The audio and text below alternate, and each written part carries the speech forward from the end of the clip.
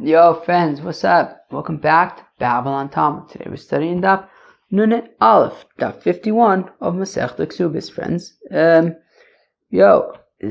Daf is like okay, Today's Daf is like okay, Mizonis, Ksuba kind of stuff, 200 zuz, 100 zuz, stuff like that, Alright, starting Daf Nunet Aleph with Aleph, 2 lines from the top. Au Yosim v'Yisomados l'kam d'Raveh. So there was a brother and sister who were orphans, and they came before Raveh. Amalu Raveh, and Raveh said to them, "Helu liyasim b'shvil yisomeh." So give mizonis, give mizonis to the boy, and give him extra, and it'll be enough for the girl as well. Amile Rabbanon Raveh. The rabbi said to Raveh, "V'hamaru the Amar mimekaykarev lo mimetatale." But didn't you say that for the mizonis of the girls, it's only from property, it's not from movable objects? Bein the mizone, bein the ksube, bein the farnose, whether it's for food, for support, whether it's whether it's mizonis, right? So not necessarily, I think, just for the daughters, but for the widow, for the daughter, for whenever we're talking about mizonis, bein the ksuba, whether it's to pay for the value of the ksube to the widow, so that would come from karka, uvein the farnasa, or whether it's to provide for a dowry for the daughter. That specifically comes from property. It doesn't come from movable objects.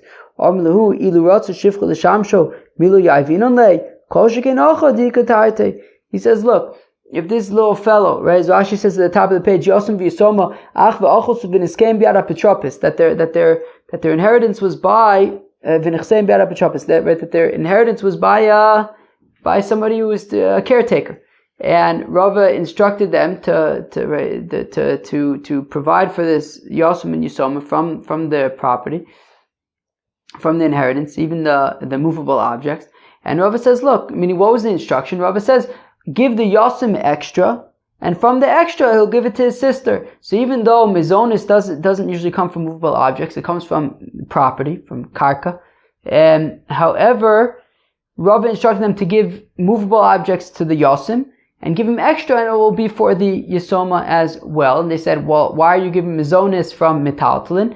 And he said, look, if we wanted to give the yosim extra so that he could, but to hire a shifcha l'shamsho, right, to hire somebody, some help around the house, we would be able to give him that extra stuff. So here, we can give him extra stuff, and it'll also be, instead of hiring somebody to do this, he's giving it to his sister.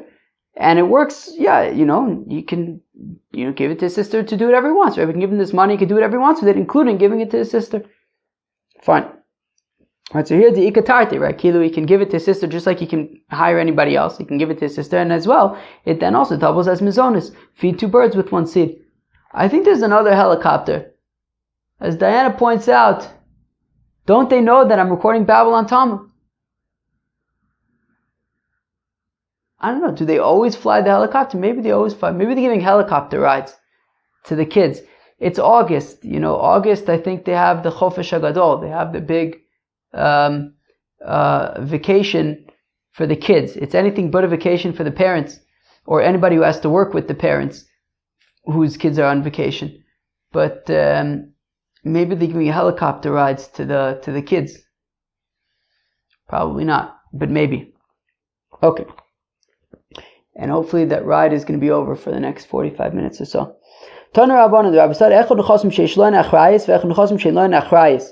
So whether we're talking about property, what is property that has achrayis. Oh gosh, what's achrayis? Insurance, I guess. It's talking about land, property. And things that don't have achrayis is metaltalin, movable objects. Rebbe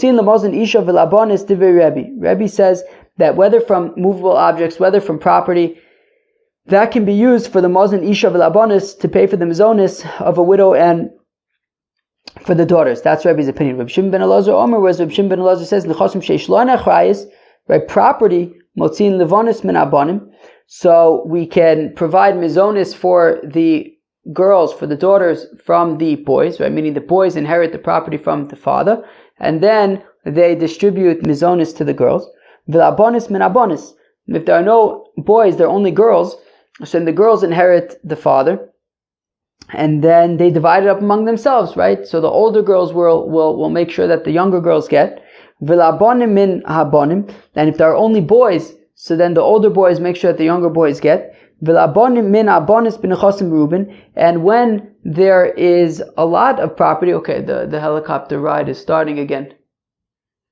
Oh, helicopter rides. And as long as there's a lot of property, so then as long as there's a lot of property, okay, so then the boys can inherit stuff. However, as we've seen, but if there isn't a lot of inheritance, and there's only enough for either the boys to get or for the girls to get, but not for both, so then the girls get the inheritance and the boys have to go around begging. Now when it comes to metaltlin, when it comes to movable objects, so boys inherit the movable objects and they divide it up for the older boys, make sure that the younger boys get. And if there are no boys, if there are only girls, then the girls inherit the movable objects, and also the older girls will make sure that the younger girls get. And if there are boys and girls, then the boys inherit the movable stuff. But if there are boys and girls, then the boys inherit the movable stuff, but the girls don't get it because they get mizonis instead of inheritance, and the mizonis is only from property, not from movable stuff. Now, even though in general we hold halachi krebi mechaver, that in the machlokas between Rebbe and somebody else we passing like Rebbe, and here there's a machlokas between Rebbe and Reb Shimon ben Elazar, I believe, yes, and but nonetheless, in this instance, the halacha is like Reb Shimon ben Elazar, because Rava says, as we said earlier on the daf, that the halacha is that we pay from property, but not from movable objects. Whether we're talking about ksubah payment, bein lemzone, whether we're talking about mizonis payments, bein lefarnose, whether it is for providing a dowry. Excuse me, I'm going to yawn off camera. Yawn, success. Says the Mishnah. Lokasav laksuba. The Mishnah says that if a fellow does not write a ksubah, okay, you have a fellow marrying a fellow, and he doesn't write a ksubah. So now what? Can she still collect ksubah if the guy didn't write it? Oh, so nonetheless, says the Mishnah, even if the fellow does not write a ksubah for his wife, she still has the right to collect a basula 200 zuz and a amana 100 zuz. Because it's a t'nai bezdin, it's a stipulation of the court. It's something that is, regardless of what the fellow actually does, nonetheless, it is still relevant. The helicopter rides persist. Why don't they just go where they want to go? Why are they just going in circles? I guess that's what a helicopter ride is. They just go in circles. Okay.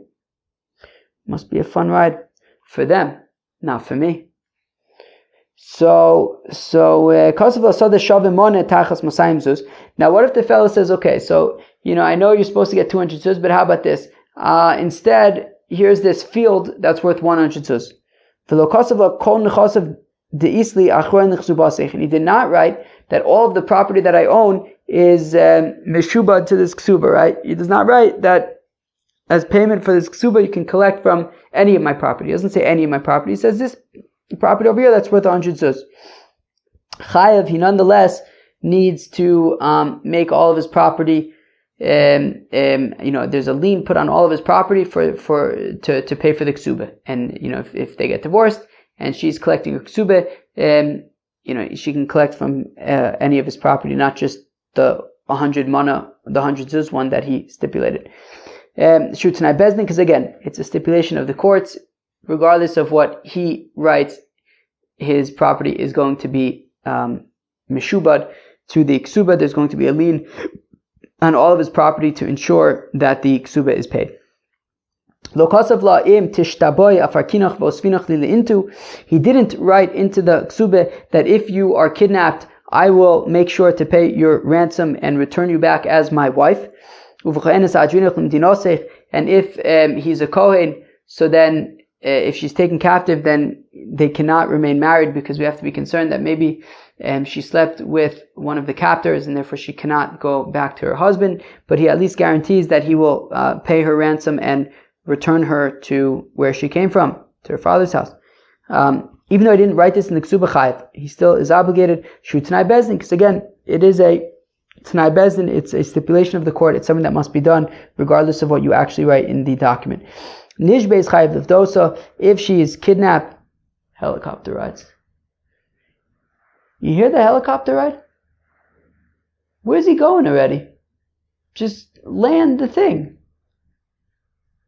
Don't you have somewhere to go? He's going in circles, I guess. Got nowhere to go. He's got nowhere to go. He's just, I'm going to go in circles and bother Sruli. Maybe he listens to Babylon Talmud. Maybe this is, hey, if you're the helicopter guy, can you not maybe write a message in the WhatsApp group, something, let's like work this out so that you're not doing your helicopter rides while I'm trying to record it, because Lamaisa, otherwise everybody has to listen to me whine. It's not shaykh. Okay. But what if this guy says this? Now this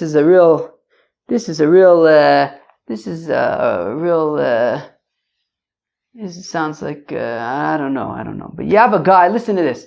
His wife is kidnapped, and instead of saying, all right, I'm going to pay for her ransom and bring her home, he says, you're divorced, go ransom yourself. Oh God. Okay. Sounds like a piece of work. In Rasha, you can't do that. Now, if she gets sick, then he has to pay for medical bills. But in this case, if he says, you know what, you're divorced, pay for your own medical bills, in that case he actually is allowed, because medical bills are considered like mizonis, and just like fellows chayiv for mizonis, but he says, look, we're getting divorced, they can get divorced. So here also, he's chayiv to pay for her medical bills, but if he says, look, we're getting divorced, they're getting divorced. Alright. Frag the Gemara money. The Gemara wants to know who is the author of our Mishnah, right? The Mishnah had said that if he does not write in the Ksubis, he doesn't write a Ksubis for her, still, nonetheless, even though he didn't write a Ksubis, he still has to pay B'sula Masayim Ve'almone Mone.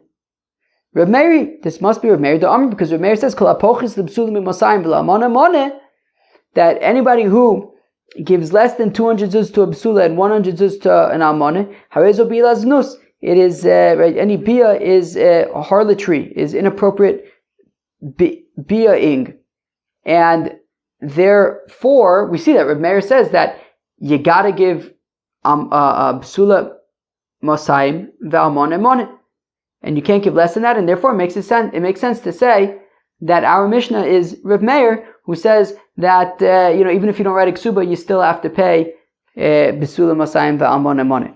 The Reb Yehuda, because if it was Reb Yehuda after all, ha'amar rotza kosev b'sula shtar shel masayim. Listen to this. Reb Yehuda says that the fellow could write a ksuba for 200 zuz for a b'sula, v'koseves, and she straight away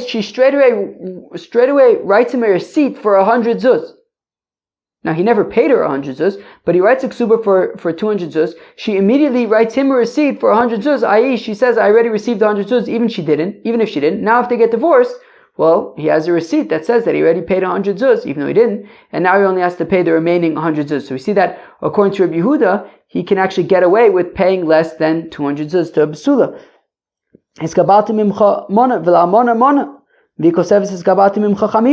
Right? And he can marry a widow and write to her 100 zuz in the ksube, and she can straight away write to him a receipt for 50 zuz, and in the event of divorce or death, she only will receive 50 zuz because there's a receipt that says that she already received 50.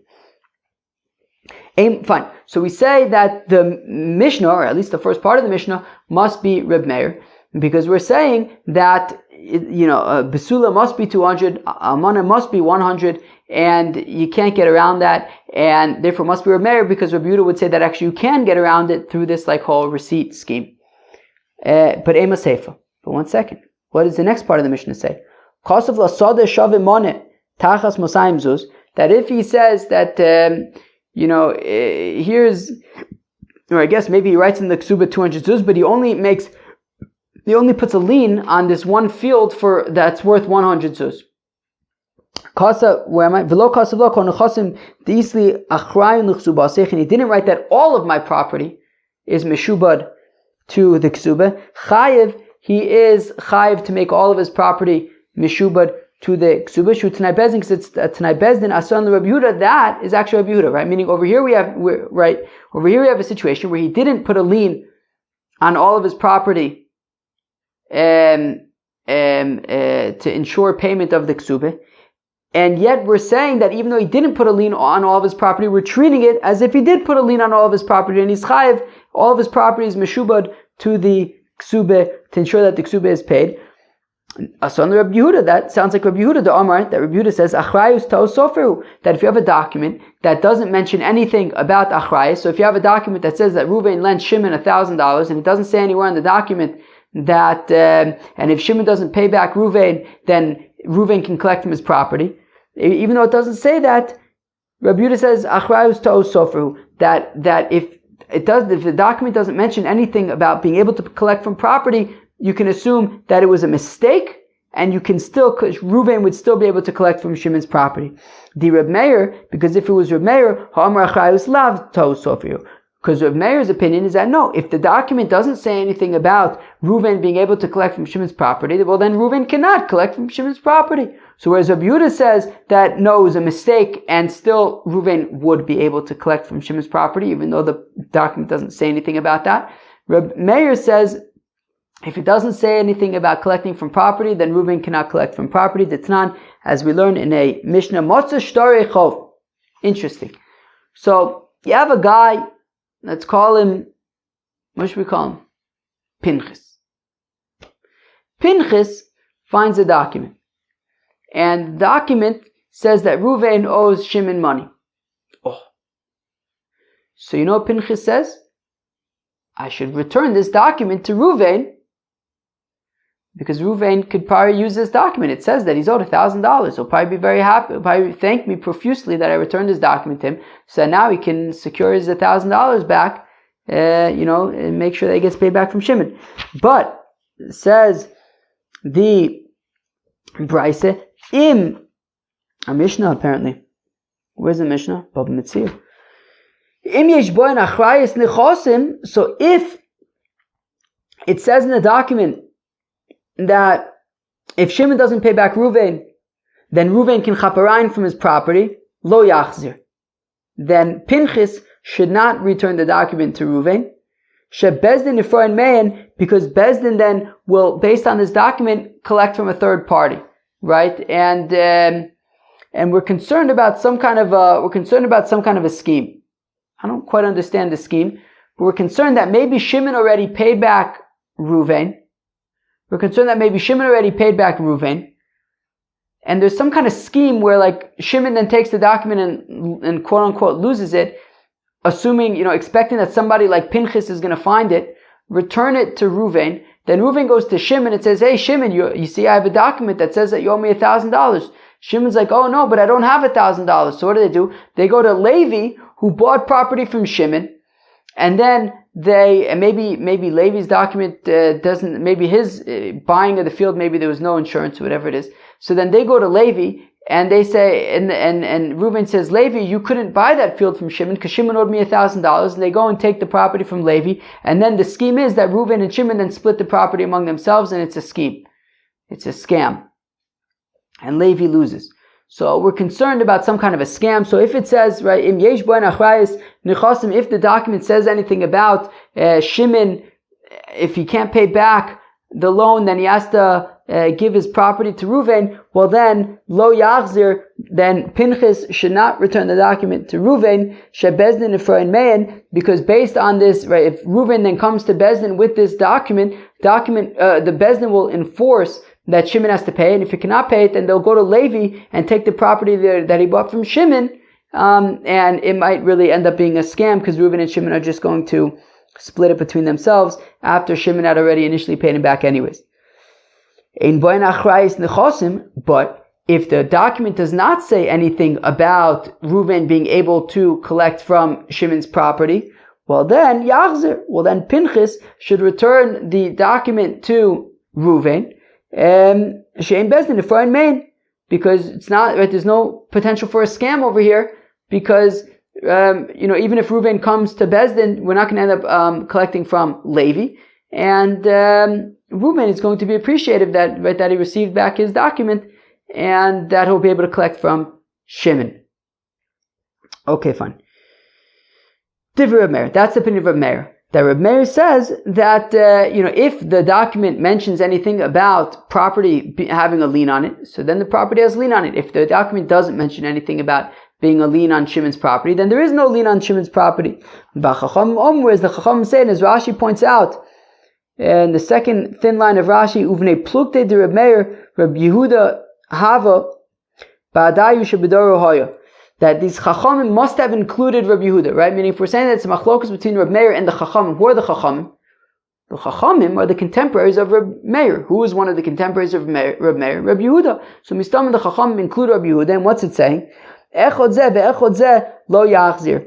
Regardless of if the document says anything about being able to collect from Levi, i.e. from Shimon's property, regardless, Pinchas should not return the document to Reuven, Beis Din Nefrayin Me'en, because either way, Beis Din will be able to collect from property, because even if you leave out the whole part in the document about the lien and about his property, having a lien on it to pay back the loan, even if you left that out, it was a mistake, and we still view it as if it was written, and still Beis Din would be able to collect from Levi, and we have to be concerned about this scheme, regardless of if it said anything about being a lien on the property. So what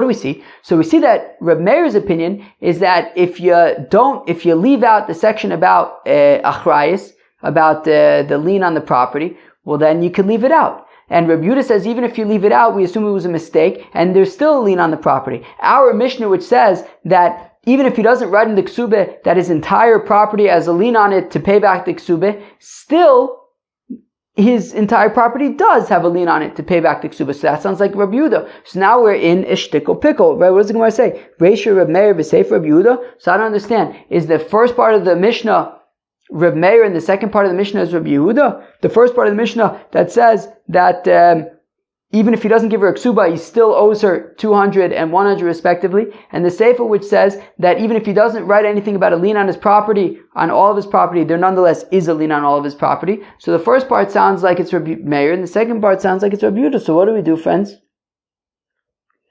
B'chitemen, if you're going to say Kula Reb Meir, maybe you're going to say, look, the entire Mishnah is Reb Meir, or the entire Mishnah is Reb Meir. V'shayni le'der Reb Meir ben ksuba l'shtori. You can say the entire Mishnah is Reb Meir, so therefore the first part, which says that even if he doesn't give a document, ksube, nonetheless he has to pay 200 and 100 respectively, so that's, okay, of course that's Reb Meir, fine. Now the second part, which says that even if he doesn't write that all of his property has a lien on it to pay back the ksube, to ensure the payment of the ksube, nonetheless there is a lien on all of his property, because that's by a ksube. The Mishnah that we had where Reb Meir says if you leave out the part about the lien, so then there is no lien, that's by a regular loan. Reuven lent Shimon $1,000. But by Ksubis, there would be a lien on all of his property. But Fekte Gemara, Umishane, but does Reb Meir really make a distinction between just regular monetary documents and Ksubis documents? There are 5 examples where you can get paid back from property that doesn't have a lien on it. Meaning if there's available property, you can chop it, but if it was sold, then you can't, right? So meaning, for example, right, we said like the Ksubis has a lien on it.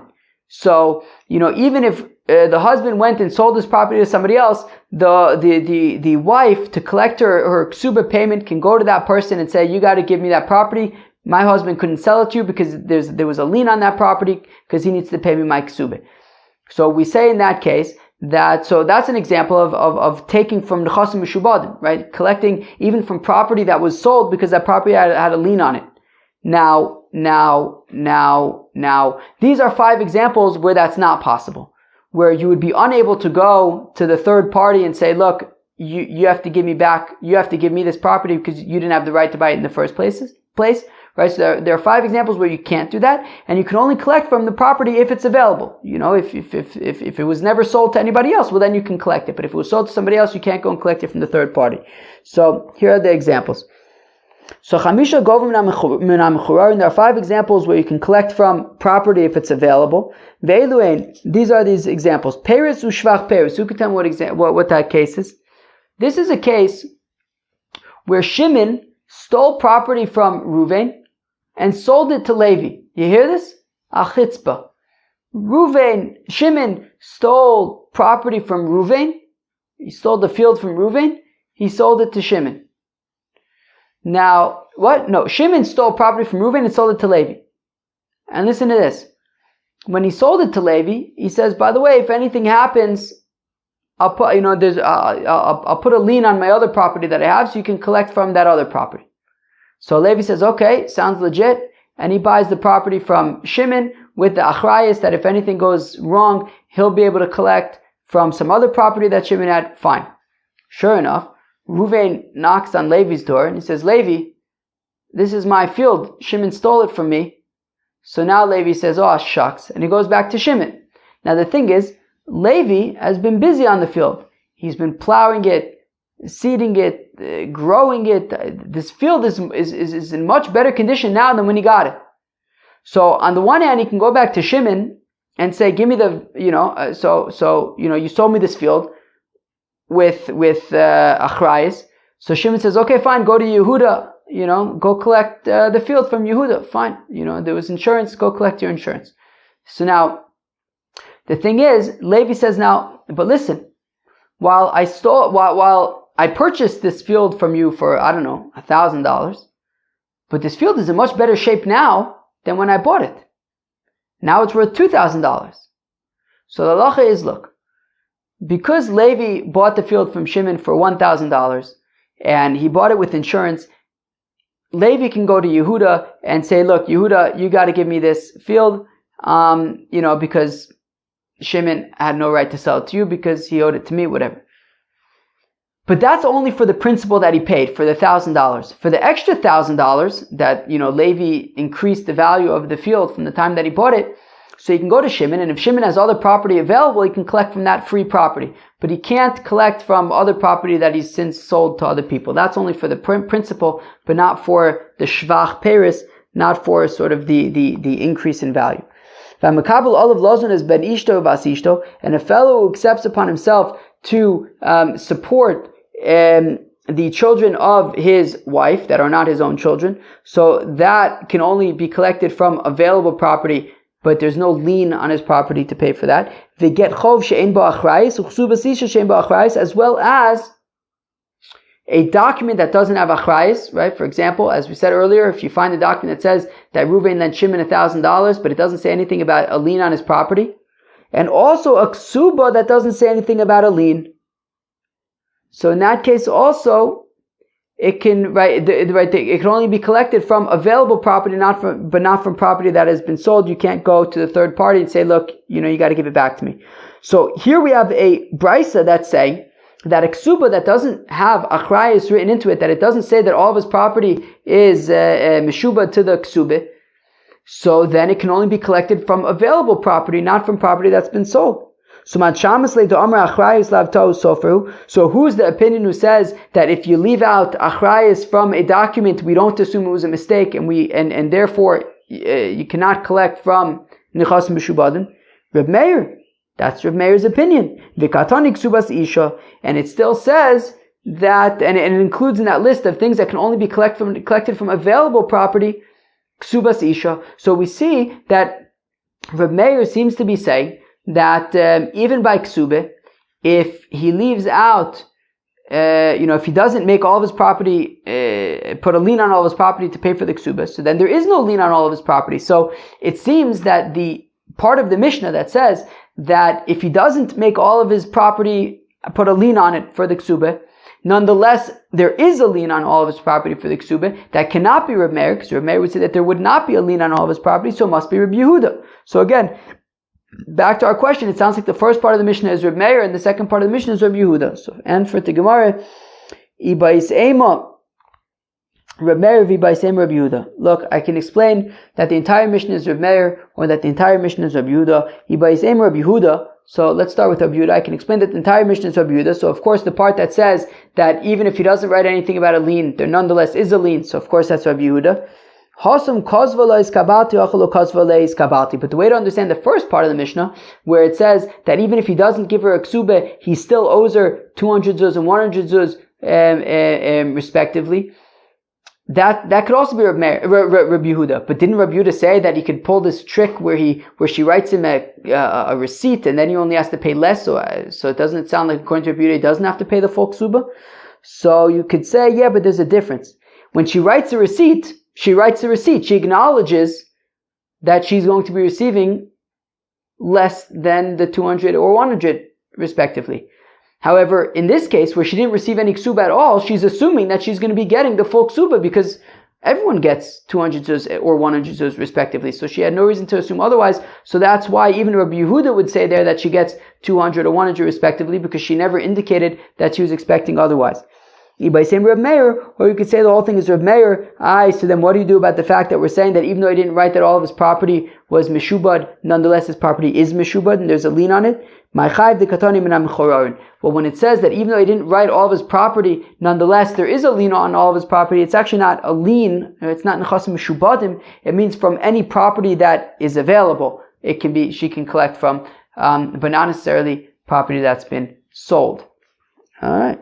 Well, what do you want me to tell you? That was an interesting little shaklavitari over there. Okay, so now we get into the next part of the Mishnah where it talked about like paying for ransoms. So now, Amar Avur Dishmuel says, Avur Dishmuel Eishes Yisrael Shenensa. So if you have an Eishes Yisrael who unfortunately was raped, against her will. So now, generally we assume that she could remain married to her husband. It was against her will. It was not consensual, so she could remain married to her husband. But nonetheless, as Avur Dishmuel Asur Levaila, she cannot go back to her husband because Chayshin and Shemot Tchilasa bonus for Sofa Brotzen, because we have to be concerned that even though, yes, initially it was against her will, maybe at some point, maybe there's a turning point at some point where she was actually, it turned into consensual. And if it was consensual, so then she would be unable to go back to her husband. So therefore, says Avur Dishmuel that we have to be concerned that maybe while it started out ba'onis, maybe it ended up being biratzon. Eizve Rav le'Avur Dishmuel. Now Rav asks a kasha on Avur Dishmuel, and tishtaboya farkinach va'osvinach li le'intu. But Rav asks a kasha to Avur Dishmuel. He says, but our Mishnah says that a fellow puts into the ksuba, he writes in the ksuba that if you are taken captive, I will pay your ransom, I will redeem you, and return you to me, and we'll remain being married together. Now, Avur Dishmuel, if you're saying that you have to be concerned that even if it was Tchilasa Ba'onis, maybe it was Sofa B'Ratzon, but then how could we understand our Mishnah that he writes that I'll ransom you, and then I'll redeem you, and then we'll continue to be married? Don't you have to be concerned that Sofa B'Ratzon? Ishtik and Avur Dishmuel didn't have an answer. Rav Ali Avur Dishmuel, and Rav said about Avur Dishmuel, Sarim Otsu B'Milim, that you have officers and notables who are at a loss of words. And they cover their mouths with their hand. What should Avur Dishmuel have said? Well, Avur Dishmuel could have answered for our Mishnah. It says, oh, that's different. That's talking about captives. Now, as we learned in the past, that we're more lenient when it comes to captives. So maybe Avur Dishmuel would say, look, when it comes to Eishes Ish, Shenet, and so we have to be concerned about Tchilaso Be'onus V'sofa B'Ratzon. But over here it's talking about somebody who was kidnapped, and by a situation of kidnapped, we're generally more lenient. That's how you can understand our Mishnah. Well, Avur Dishmuel ones the Shai Rachmon Eichim Mishkachas. Now, according to Avur Dishmuel, who says that even in a situation of ones, an Eishes Yisrael cannot go back to her husband because we have to be concerned that Tchilaso Be'onus V'sofa B'Ratzon. So then if that's the case, well then, of course, the Torah says that in a situation of ones, an Eishes Yisrael is allowed to go back to her husband. So how does Avur de Shmuel deal with that? The Torah says she is allowed to go back to her husband, and he says that she's not because Tchilasu ba'ones v'sofa b'ratzon. So then, how do you understand when the Torah says that she can go back to her husband? So kagon dekamri edim shetzavcha mitchilasu mitchila v'ad sof. Well, if you have witnesses who testify that she was screaming the entire time, well, then it was tchilasu ba'ones v'sofa ba'ones. It was onus the entire time, and she can go back to her husband. Ufliga de Rava. Now, this notion argues against Rava. The Amar Rava that Rava says kol shetchilasu ba'ones v'sofa b'ratzon afilu yeomeres hanichulo. That says, Rava, look, when it comes to something that was tchilasu b'ones v'sofa b'ratzon, something that began be'ones, against her will, but ended up being consensual, says Rava, even that, she can still go back to her husband. Even to the extent that if she says, Hanuichulo, no, let him continue. That even if he would have not coerced her, he socharto, she says that she would have hired him anyways.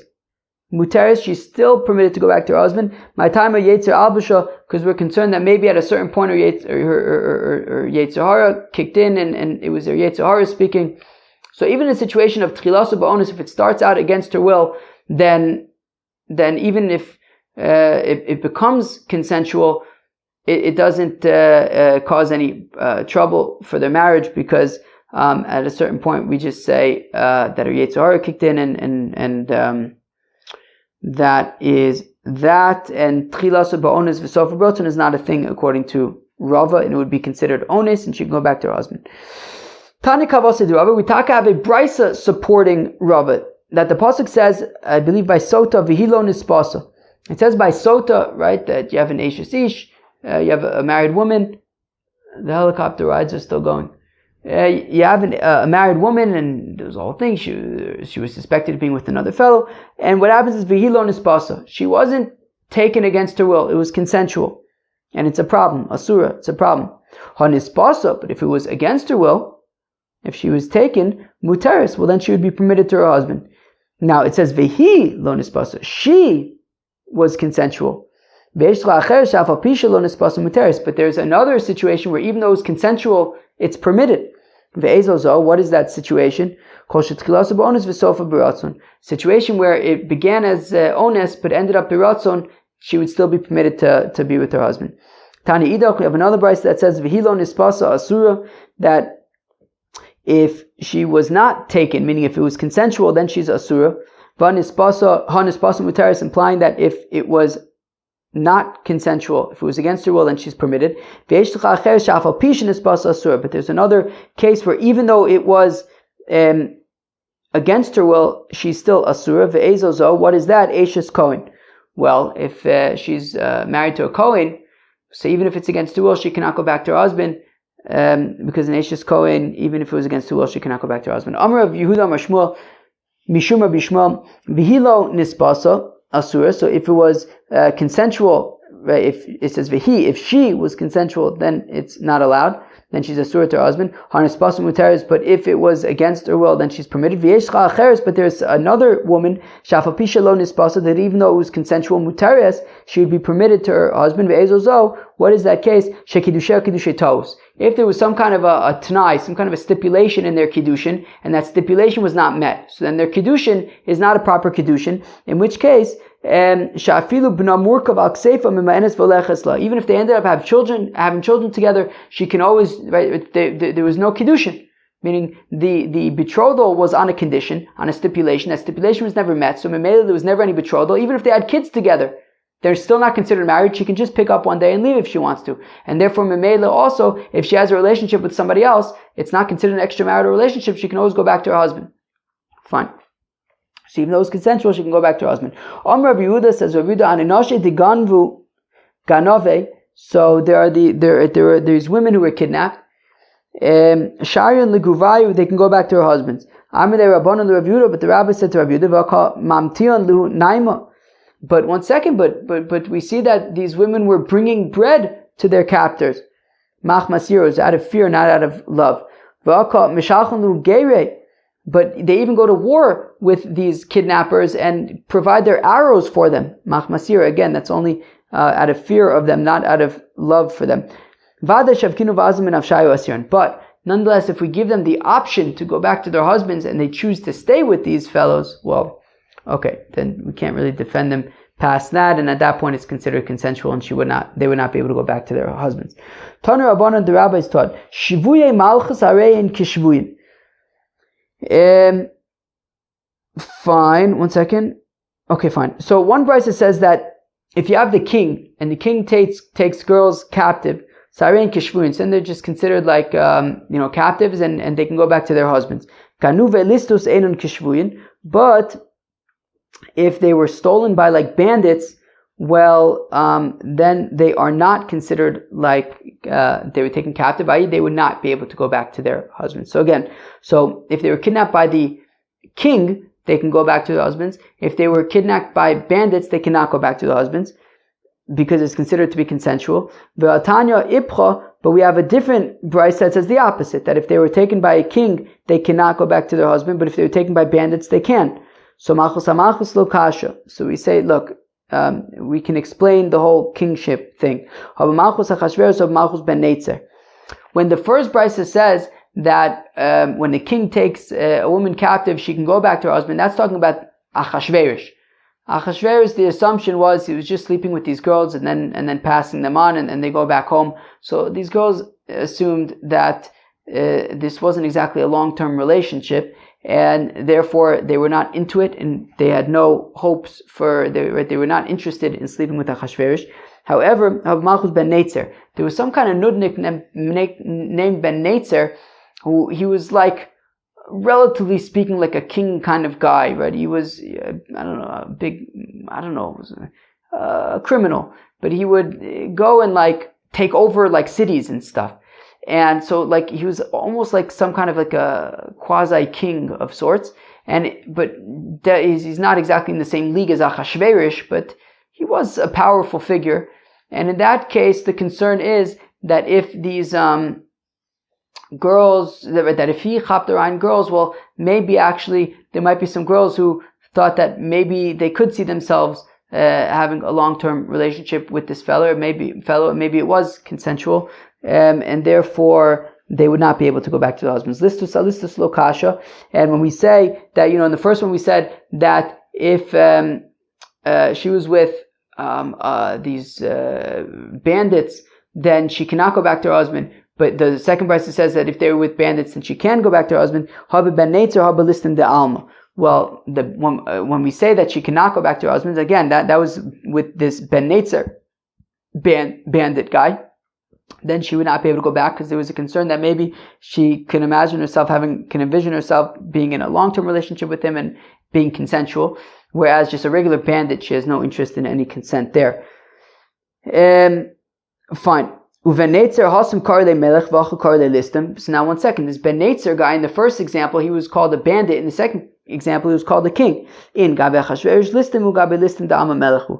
Well, relative to Achashverosh, he's out of his league and he's not considered a king. Relative to Achashverosh, he's considered a bandit. But relative to other bandits, he's definitely more of a king than your average bandit. So that's why he was considered a king in that context. Alright, friends, that was the Afdun Aleph of Masechta Ksubis. Some notable things that we saw machlokas between Rebbe and Reb Shimon ben Elazar about can mizonis of an isha and bonus be collected from metaltlin. Rebbe says yes, Reb Shimon ben Elazar says no, and we seem to paskin like Reb Shimon ben Elazar, even though in general we would paskin like Rebbe, but over here we say that mizonis can only be collected from karka. And Rava points out not only mizonis but also ksuba and a dowry. We then got to a machlokas between Reb Meir and Reb Yehuda in terms of how to understand the next Mishnah. The Mishnah had said two statements. One statement was that even if he doesn't provide a ksubah nonetheless, she still gets her 200 or 100 zuz respectively. And the other part of the Mishnah says that even if he doesn't write that there's a lien on all of his property for the ksubah, nonetheless there is a lien on all of his property. The problem with the first, right, so we have a hard time understanding the first one according to Rabbi Yehuda, because Rabbi Yehuda seems to say in another place that you don't actually have to pay the full 200 or 100 respectively. We have a kasha with Rabbi Meir, because Rabbi Meir seems to be saying that if you don't write anything about a lien, so there's no lien. So we say, look, you can explain that the entire Mishnah is Reb Meir, and the whole thing about a lien is only a lien on available property, not on property that you've sold. And you could say that the whole thing is Reb Yehuda, and when Reb Yehuda says that he could pay less than the ksuba, that is only if she is part of that. If she writes a receipt herself and sort of says that that's okay with her, or indicates that she's a participant in that. But in our Mishnah, she didn't indicate that she was aware that she was going to be getting anything less, and therefore she deserves to get the entire thing.